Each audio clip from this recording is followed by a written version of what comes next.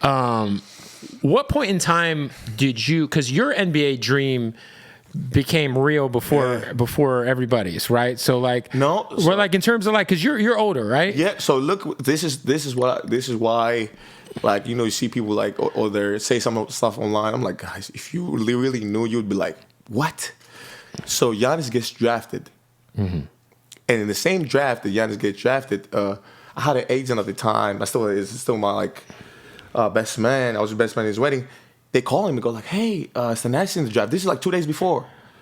And he goes like, no, he's not in the draft. It's like, damn, who would have picked him at number 52 with Brooklyn? And I go like, what? They would have picked me. Mind you, I don't have no paperwork, nothing. I didn't do nothing. Because you're supposed to like submit for the draft, yeah, right? You got to submit everything. Right. I'm like, damn. Giannis gets drafted first round. That year, same year.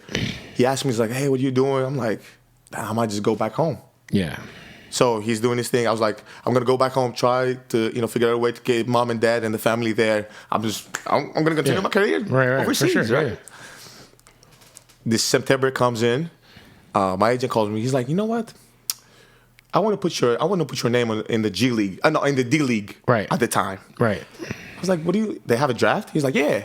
I'll call you if they pick you. I'll call you. Whatever. I'm asleep. They called me at 1 o'clock in the morning. I was like, what happened?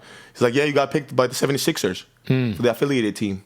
Which is like another type of Sixer. I forget what's 87ers. 87ers, that's what it is. Yeah.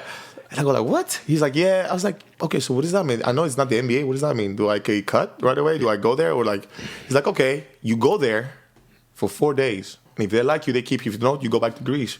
I go like, okay. So I go there. I do the camp. Well, I'm a nice kid too. Like they loved me. Like there was great people there. And I like played my ass off. Like I really played my ass off.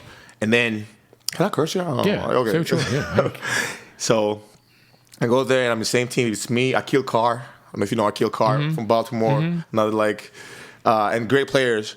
So we go there. I finish the season and I become we become like me and another guy, PJ Hurston from Charlotte. Okay. Become the first two to ever get drafted from the G League to the NBA. Wow. And at the night of the draft, I'm like, ooh, I know I'm going to Philly because they told me, it was like, I know I'm going to Philly, 56. I know I'm going to Philly. I'm happy. I'm like, I know I'm going to Philly. 51 comes in, New York Knicks go like, hey. Come to New York. Come to New York. Stay where you at. I was in New York at the time. Stay where you at. What year was this? 2014. So is that the tail end of the Melo era? Yeah, I'm there with Shump. Shump, you know, that's how I Melo. met your pot because you had Shump. Like, Yeah, I'm showing Shump. you. Yeah. So Melo was JR. J.R. Smith. That was the Knicks tape. That was the Knicks tape. Was Jeremy? Was that Linsanity era? No, was he gone? It was gone. It was before. It was before. Linsanity was before. Oh yeah. So Jeremy Lin was already gone in 2014. Was he? Yeah, I think I might. Damn. Think so. I'm not sure. Yeah. It's because it is interesting because it's like, you know, I think that like there's no like everyone's journey to the league is different.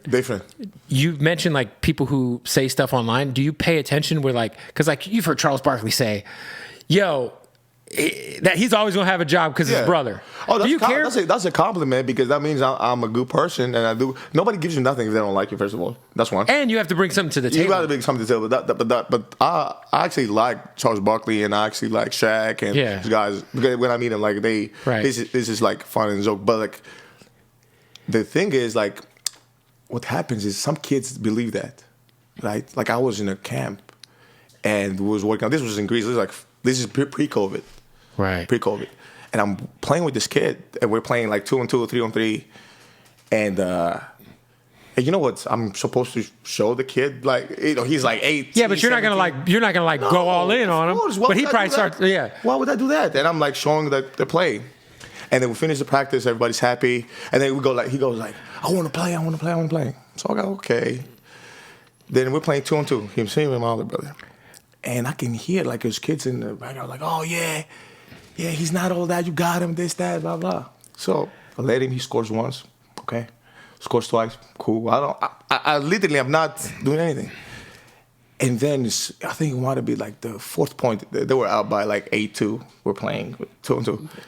And I saw the ninth time he did something. He grabbed me something, and I saw that he believed it in his eyes. He's like, he's just there. Yeah. I saw that. They believed it. I was like, oh, okay. Right. So now I'm being serious. Now we're going back and forth now. And then I scored. back him down, dunked him, bunk him down, dunked him again. You see what I like? Yeah. I'm not gonna go into the moves, but like the lesson was, then he sat down, he wasn't talking, and I didn't say nothing. I didn't talk trash. Right. I didn't say nothing. I said, "You want to come to the NBA?" And I'm not even the best brother. Yeah.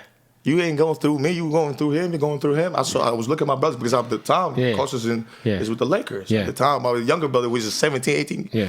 I said, you can't play against him. Yeah. Good luck. You can't. Yeah. What are you talking about? Yeah. You can't play against him. And he said, he looked at me. He was like, and I saw that he was hurt. So I put him in the car. I was like, hey, come here. We walked off. And I said, listen, you have great talent. You have great potential. Don't never nobody let you think this is easy. It's not. Right. I don't care what nobody says. Yeah. No, let it be a lesson learned. No, but it wasn't the lesson learned to this kid. It was for him. Yeah. It was for the kid to understand. Like, right. I got to put some work into this. Right. They say nobody, because if it was that easy, why don't other people have brothers? Don't other people have for sure? So why? So what? So I'll give an example. If it was that easy, you'd be like, you know what? I want my brother to have a podcast. I want my mom to do this. I want my sister to do this. Sure. You could do whatever you want to do. For sure. No, but you gotta. Yeah. No. You're right. For sure. So, yeah, that's a nice. I just found out what's his name, McDaniels from the Raptors is Jade McDaniels' brother. I was like, because the Suns, they always talk about players we might try to get with our shitty contract situations that we have, and I was like, oh, damn, if we get his brother, that'd be tight because he's good. Yeah.